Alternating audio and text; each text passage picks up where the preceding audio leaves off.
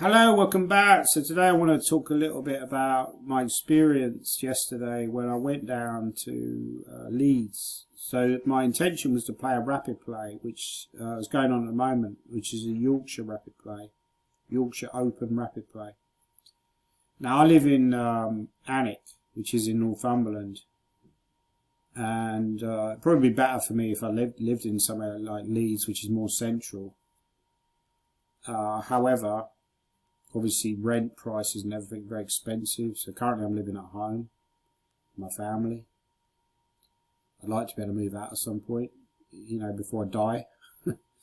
But anyway, so the nearest train station is Alnwick. So you go to Alnwick and then you get a train down south, right? There is no train station in Alnwick. It was closed many years ago.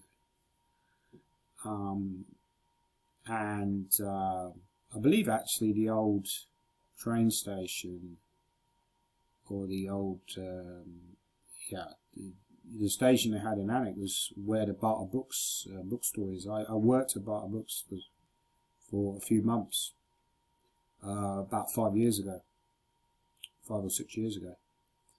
But anyway, so I went down. It cost me 82 quid on the train. I got down to Leeds. I was booked in the High Bank Hotel, so I got a taxi, which cost £12, but I tipped £3 stupidly, so it cost me £15, quite a lot of money. The taxi driver swore a lot, but in a kind of friendly way. I got there, I was in quite a good mood, until I got in. So this is a hotel. It doesn't look too bad, but when you get up close, you do see it's a little bit decrepit looking.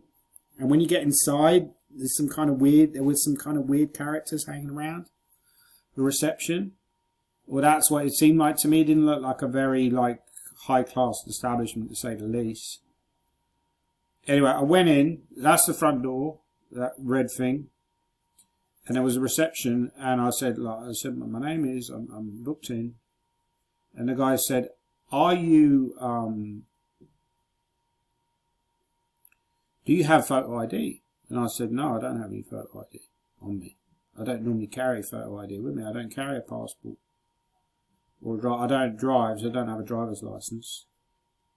So I didn't have any photo ID. He said, well, you got any on your phone? I said, well, I looked on my phone. I was already quite annoyed by this point, because I said to him, well, you didn't explain this in the email. He said, it's on the email. It's already explained. It's in the booking.com conditions and all this. Well, I checked the email later, and it was actually mentioned on the email, but only at the very end. So there's a long email going on and on about his cancellation and all this kind of stuff, and early check-in and all this kind of. And right at the very end, it does say something about how you need photo ID.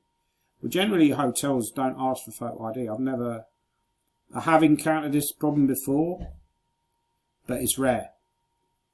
But this one actually did ask for photo ID, and I think the reason is because they probably have a few unsavoury characters staying there from time to time, or they've had criminal damage before, so therefore they want to make sure that everybody is, kosher, above board sort of thing. But I just felt it was ridiculous. So I started to get annoyed. I did look through my phone. I didn't find any photo ID. I was getting more and more annoyed. Then I looked on, later on I worked out I could have got it off my Google Drive, which was on my phone. And it also occurred to me that it was probably on my computer as well, which was in my thing, but I didn't think about that at the time because I was already in quite a bad mood, because I've suddenly been hit with this news that I can't check into the hotel. Right? I've already booked it on booking.com. I'm then subject to the cancellation, even if I don't stay there, when I'm willing to stay there. So I got very, very annoyed, and I kind of lost my temper. And I said, look, I don't want to stay here anyway now. Can you book me a taxi? So he gave me the taxi number. I rang a taxi to go back to the station, because when I looked on booking.com, there were no kind of hotels that were cheap enough to stay overnight, even for one night. And I was kind of over budget anyway. So I was in that kind of mood that I just wanted to storm off. So I got the taxi back to the station and went back to Northumberland, rather than hang around any longer. But yeah, I mean, when you look at some of the reviews of this hotel, they are quite damning. It's not a nice hotel at all. I think 3 out of 5 is very generous. Some of the reviews are don't stay, definitely not 2-star, wouldn't even give it 1. Beds are definitely not comfy and creak every time you move, so very disturbed night's sleep. Windows locked so can't be opened, cobwebs everywhere. Unpleasant stay. But then you do get good reviews, so it's hard to tell. But from my own experience, it's hard to tell what's true. In my own experience, if you get positive reviews, they're often made by people with another kind of intention. They're either connected to the hotel or they could be fake reviews, right? There's another one here, awful. Booked for a 1-night stay for a gig in Leeds, £90 for a twin room. I think we were at the hotel for no more than 20 minutes before I booked a stay somewhere else and checked out. Well, I even beat that because I didn't even check in, right? I didn't even get as far as the room. The hotel looks and feels like a trap house. There was no warm welcome. That's how I felt as well. I felt like I'd been stepped into someone's living room with a computer table desk. Didn't feel comfortable in the hotel in the daytime, let alone in the evening. There is nothing about this venue that could be considered a hotel, so for it to be named one I think is ludicrous. I've requested a refund from booking.com and there's simply no way I will be staying in such a dump. Now, in my experience through staying in hotels, they're often not very cheap. Obviously, you've had this recent Airbnb, which has become a competitor to hotels, so a lot of people stay in Airbnbs. So if you're playing in chess tournaments, most of the time you're booking your own hotels, right?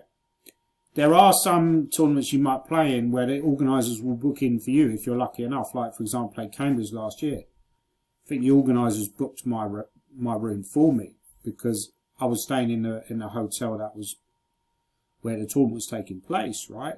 If you're lucky enough to get that, that's great. I'm not actually into Cambridge this year.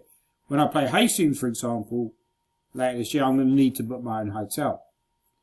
So the ideal situation would be if the organisers booked the hotel. If they'd have done this for this rapid play tomorrow, if I'd have booked my own accommodation, if they'd have booked the accommodation for me, there wouldn't have been a problem. I'd have been able to get in. But because I booked myself, obviously, then you can encounter problems. I had the same issue with Campbell's guest house, which I stayed in for the British Championships in Leicester. It was probably the worst establishment I ever stayed in. Well, the ironic thing was I was originally booked into another establishment and they cancelled on me, right? They actually sent me an email and they said, can you cancel the booking?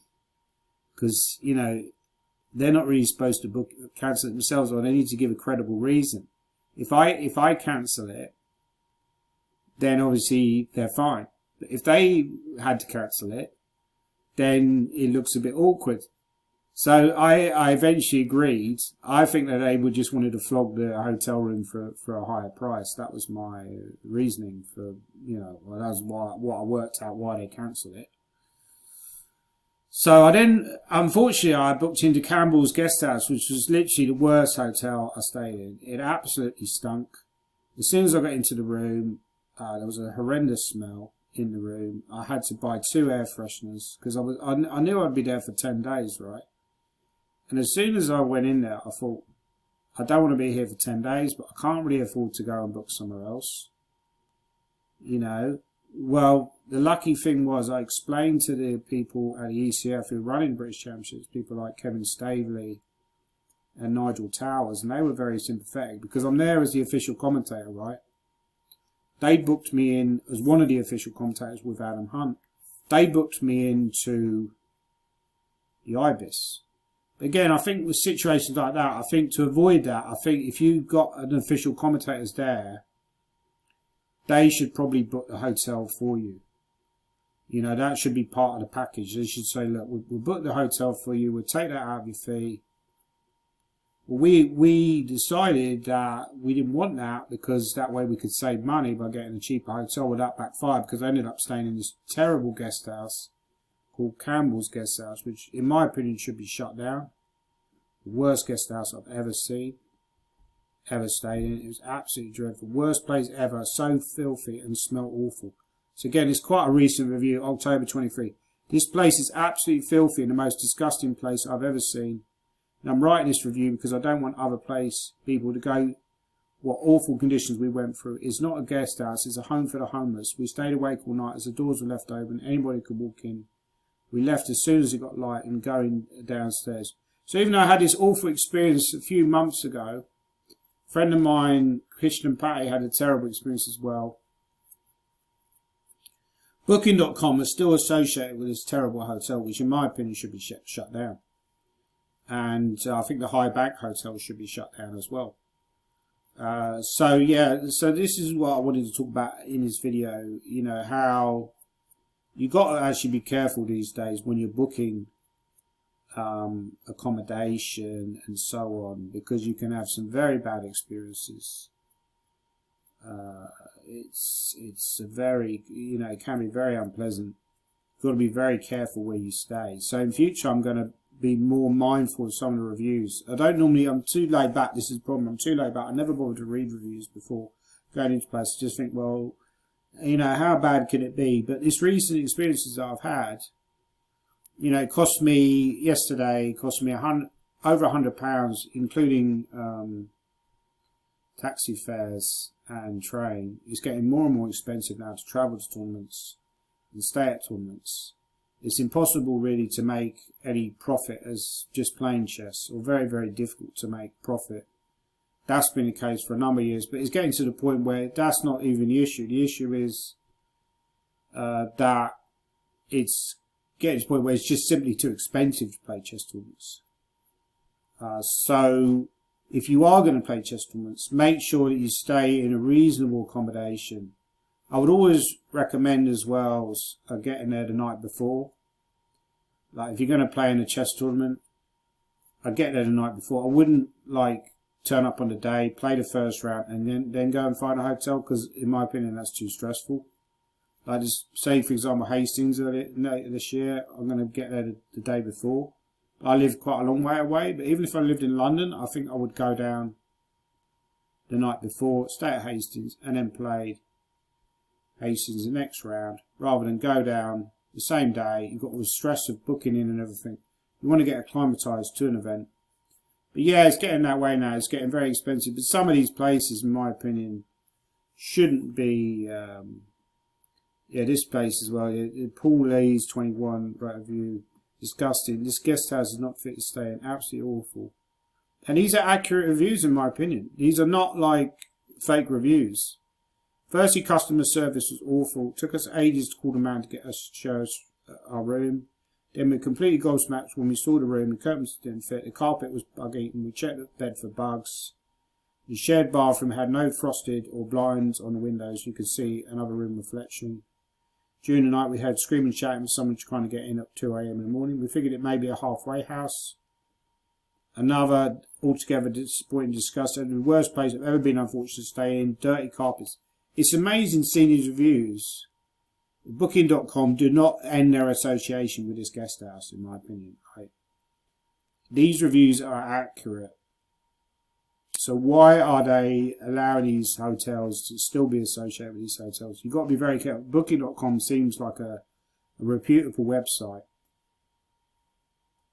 However, you know, I'm not generally a fussy person. You know, I'm not the kind of person who's going to moan a lot, but some of these places now, I've had some bad experiences this year, and I think the whole hotel industry is getting worse. I remember I stayed in a guest house in Hastings a few years ago. It was run by these Lithuanian guys, and it seemed like a very dodgy establishment. And I asked them, normally with hotels, you stay there and, you know, the cleaner bangs on your room and you have to, oh, look, can you come back? Oh, I'm fine today, you know. But that place, because it was so, like, lax, I actually had to ask them to clean my room at some point. And the guy goes, yeah, sure, I'll clean your room. Yeah, we'll clean your room.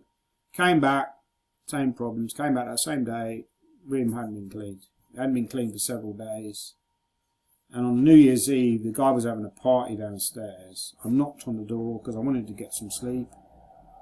You know, one of the co-owners, you know, it was quite, it was quite unpleasant. So these are some of the experiences I've had as a professional player. You want to stay, you know, it seems like it's a great life. You go, a lot of the time it is, you go, you stay at nice hotels, you just chill out, you go to different places. A lot of people are stuck in the same place for 40 years, 40 weeks a year. But as a chess player, you get to travel around. That's one of the perks. But on the negative side, it's very expensive now. It's become more and more expensive. And often you're staying in these terrible hotels that aren't endorsed by the organisers. It would be better if you had an established circuit. They were using recognised hotels where you could stay in decent hotels, like chain hotels like Holiday Inn, Premier Lodge and all this kind of stuff. Unfortunately, that isn't the case. So a lot of it is very hit and miss. Anyway, that's my experience of hotels.